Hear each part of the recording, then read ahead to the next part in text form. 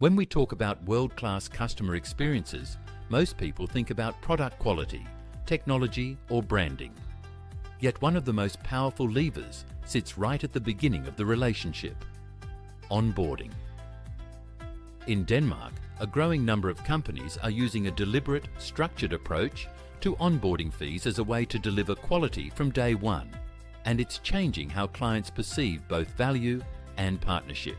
In this video, we'll unpack how Danish firms design onboarding fees, why clients are willing to pay them, and how this model helps secure better outcomes for everyone involved.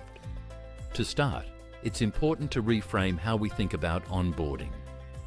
Traditionally, many companies have treated onboarding as a cost center to be minimized, often bundled for free with the core product or service.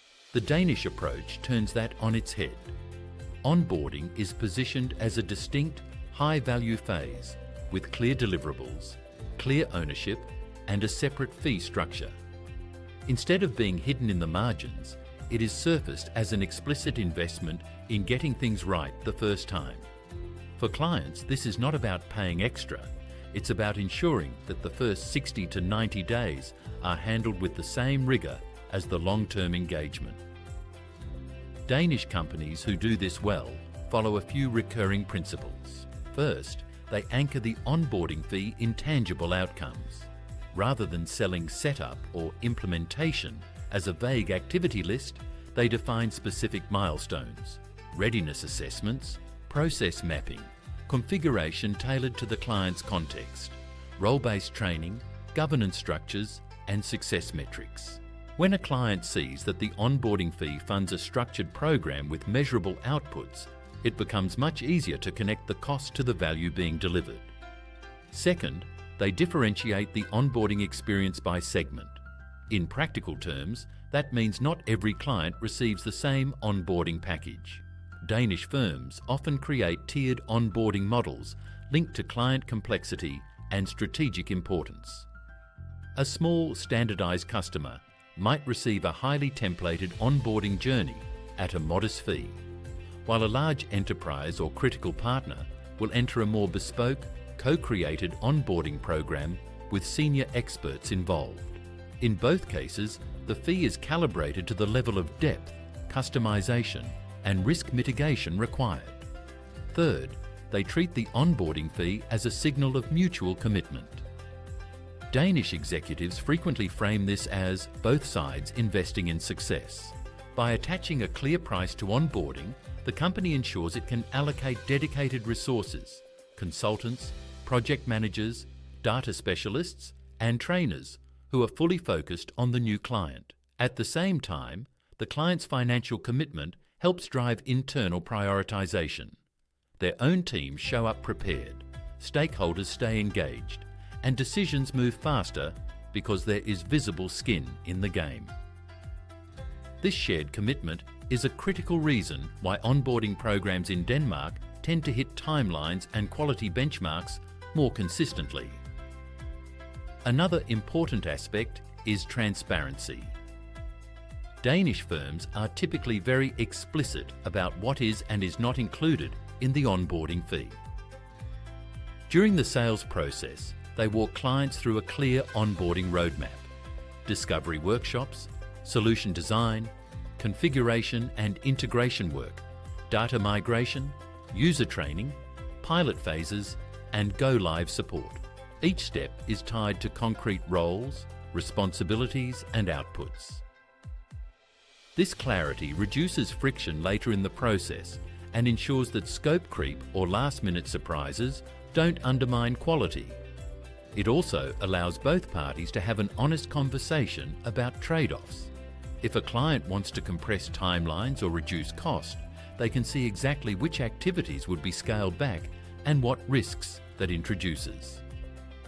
From an operational standpoint, Danish companies build repeatable onboarding playbooks that can be customized rather than reinvented each time. They codify best practices, templates, and checklists, and then align these with the fee structure. The fees themselves are not arbitrary. They are informed by time and motion analyses, historical project data, and quality metrics. In other words, onboarding fees are deliberately priced to fund the level of rigor required to meet defined service levels, response times, defect rates, training outcomes, and user adoption targets. By aligning fees with actual effort and quality standards, they avoid the trap of over-promising during sales and under-delivering in implementation. You also see a strong emphasis on training and capability building as part of the onboarding value proposition. Many Danish companies explicitly bundle structured training programs, digital learning resources, and follow-up coaching into the onboarding fee. Rather than treating training as a one-off workshop, they design it as a learning journey. Pre-work, role-specific modules, hands-on practice, and reinforcement sessions after go-live. The fee covers not only the sessions themselves, but also the content development, localization, and ongoing support.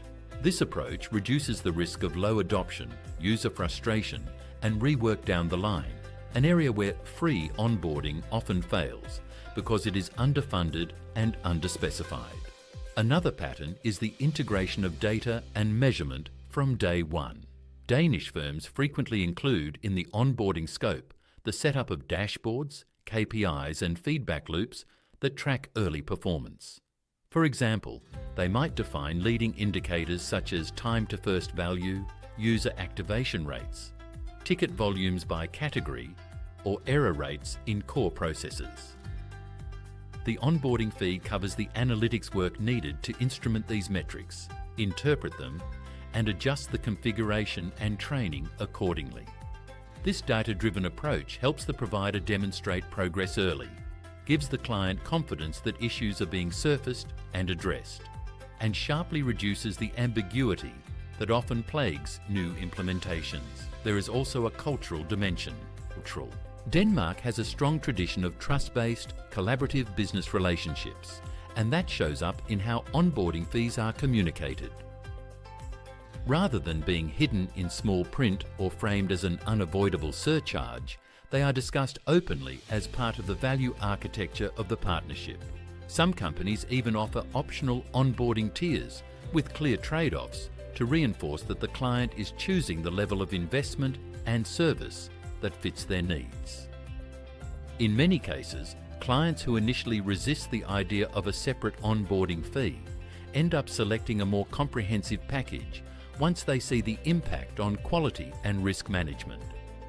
Over time, the financial impact is notable. When onboarding is properly funded and structured, Danish companies typically report lower churn rates, fewer escalations, and a significant reduction in expensive post-go-live firefighting. Internal teams spend less time fixing avoidable issues and more time on improvement and innovation.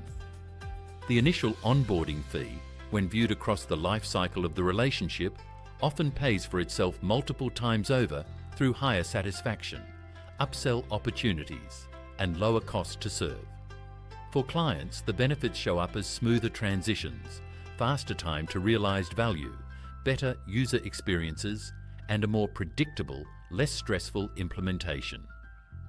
For organizations outside Denmark considering this model, 3 practical steps stand out. First, map your current onboarding activities end-to-end and identify where quality is compromised because resources are stretched or scope is unclear. Second, design a tiered onboarding offering with clear deliverables, timelines, and roles, and align your fees to the real effort required to deliver those outcomes reliably. Third, build a compelling narrative that helps clients see onboarding not as an administrative charge, but as a structured investment in getting the foundations right. The Danish experience suggests that when you combine transparency, rigor, and a mutual commitment mindset, clients are willing to embrace onboarding fees, and in fact, they come to expect them as part of a serious professional engagement. In summary, onboarding fees, when thoughtfully structured, are not about extracting more from the client. They are about enabling both parties to invest appropriately in the most critical phase of the relationship. Danish companies have shown that by elevating onboarding to a strategic, fee-backed capability, they can deliver higher quality from the start, reduce long-term risk, and build deeper, more resilient partnerships. If your organisation is aiming to differentiate on service and reliability, revisiting how you design, price, and communicate onboarding may be one of the highest leverage moves you can make.